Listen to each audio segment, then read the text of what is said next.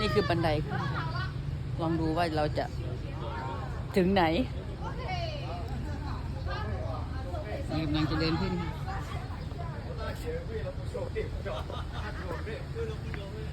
บันไดขึ้นวัดภูศรีภาพเก่าแก่ไม่รู้จักชื่อแล้วว่าอ่านไม่ได้ด้วย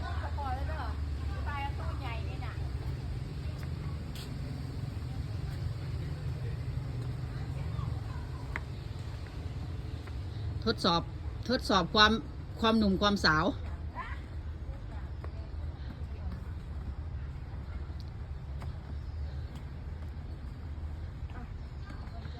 ขึ้นไปถึงแล้วขาลงอาจจะได้เหมารถกลับลงมา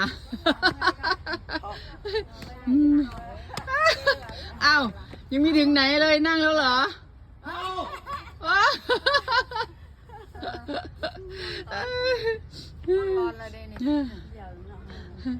พักไปทีละขั้นทีละ10 ขั้นบ่